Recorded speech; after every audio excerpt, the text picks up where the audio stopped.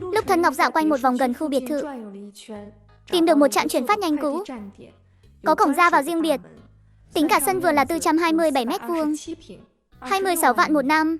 Cho hỏi cô thuê chỗ này để làm gì? Bên tôi cần xác minh mục đích thuê của cô. Tôi muốn thuê làm kho chứa đồ. Cụ thể là lưu trữ mặt hàng gì ạ? Chứa một số loại nông sản.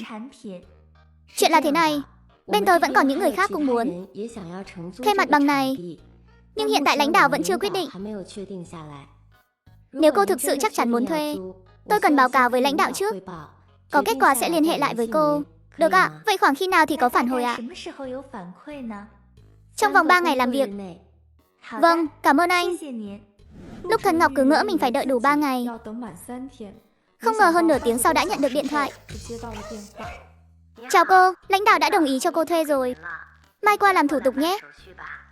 Sau khi về nhà, lúc Thần Ngọc xuống hầm xe tìm cổng thời không mượn đường.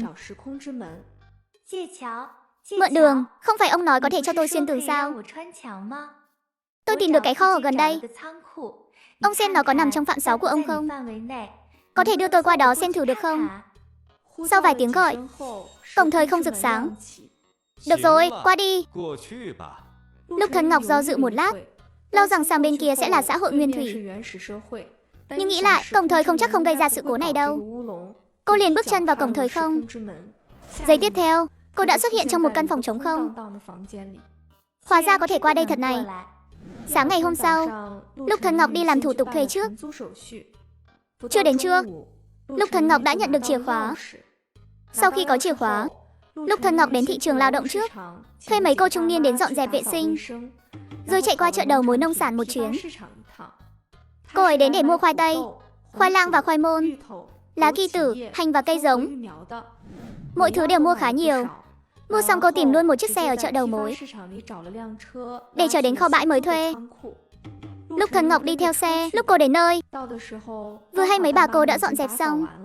Lúc Thần Ngọc thanh toán xong cho họ rồi bắt đầu dỡ hàng. Bác tài xế chở hàng, thấy chỉ có mình cô bé Lúc Thần Ngọc. Định dỡ hàng thì khựng lại suy nghĩ, thở dài một tiếng rồi cũng ra tay giúp đỡ. Cảm ơn bác tài nha. Sao lại có mình cháu ở đây vậy? Con gái con lứa sao bê nổi, để chú giúp cho. Đồng nghiệp của cháu đi ăn cơm rồi. Sức cháu khỏe lắm, cháu cũng tự dỡ được ạ. Một cô gái trông mảnh khảnh thế này, sức có khỏe thì khỏe được bao nhiêu chứ? Sau đó ông ấy liền thấy Lúc Thần Ngọc một phát nhấc bổng, bao khoai tây nặng hơn 50 kg vác thẳng lên vai, bước đi thoăn thoắt bê vào trong kho. Đúng là sức khỏe thật. Hai người dỡ hàng rất nhanh.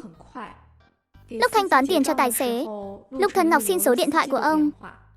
Chú ơi, sau này cháu cần chở hàng lại gọi chú nhé. Vậy thì cảm ơn bà chủ nhé. Sau khi tài xế đi, Lúc Thần Ngọc đóng chặt cửa lớn, đem toàn bộ số hàng vừa dỡ chuyển hết sang thế giới nguyên thủy bên kia. Cô liếc nhìn camera giám sát lắp ở sân. Cái camera này chỉ quay được sân và việc bốc dỡ của xe ra vào, vừa hay làm bằng chứng hàng hóa xuất nhập kho. Sau khi khóa cửa kỹ càng, Lúc Thần Ngọc rời đi rồi quay về biệt thự. Khi xuống ga ra dưới hầm, Lúc Thần Ngọc nhìn khúc gỗ âm trầm to đùng mà dầu dĩ. Để ở đây đúng là hơi vướng víu. Mình lại chẳng dám bán, tiền kiếm bao nhiêu cho đủ. Thôi thì cứ an phận thủ thường đi làm nông vậy. Sức lực của Lúc Thần Ngọc lại tăng thêm một chút, nhưng vẫn chưa đủ để bê nổi khối gỗ nặng cả tấn này. Vừa lúc thời không chi môn, cho cô ấy trải nghiệm thế nào là thật gia trì. Lúc Thần Ngọc cảm thấy đôi tay mình đột nhiên tràn đầy sức mạnh. Cơ bắp, xương cốt dường như được cường hóa bởi một sức mạnh vô hình. Cô ấy theo bản năng nắm lấy một đầu của gỗ âm trầm. Chỉ cần dùng chút lực, khối gỗ lớn mà vốn dĩ cô không thể lay chuyển, lúc này lại được cô nâng lên dễ dàng. Thậm chí còn có thể thoải mái điều chỉnh bước chân. Đây chính là thật gia trì sao? Hình như lợi hại lắm nha. Lúc Thần Ngọc vội vàng đưa gỗ âm trầm qua đó. Sau đó bản thân cũng đi theo. Hôm nay người canh cửa hang là Diêm Hồ. Diêm Hồ, anh đi tìm vài người đến khiêng đồ đi. Mấy thanh niên khiêng gỗ âm trầm lầm bầm bàn tán. Các cậu nói xem, Tế Tư đại nhân cứ chuyển khúc gỗ đen này qua lại để làm gì nhỉ? Không biết nữa, khúc gỗ đen này lạ thật đấy. Tôi cứ thấy hơi sợ sợ. Cảm giác nó cứng ngắc, chẳng giống gỗ tí nào. Chẳng lẽ cái gì? Cậu quên đây là thung lũng ác ma à? Đồ đào được ở trong thung lũng ác ma thì làm sao mà là thứ tốt lành được? Không phải là đồ của ma quỷ đấy chứ? Ma quỷ gì chứ? Tộc trưởng đã nói rồi, không được gọi tế tư đại nhân là ma quỷ nữa. Tế tư đại nhân đã cứu tộc trưởng và mọi người. Giờ cô ấy là tế tư đại nhân của chúng ta rồi. Nếu cậu còn gọi tế tư đại nhân là ma quỷ, thì chúng ta cũng thành ma quỷ hết rồi đấy. Nhưng mà tại sao phải khiêng khúc gỗ này đi tới đi lui vậy? Cậu đi mà hỏi tế tư đại nhân ấy. Tôi không dám đâu, lúc Thân Ngọc ở bên cạnh càng nghe càng ngớ người. Mình chẳng phải là tế tư sao?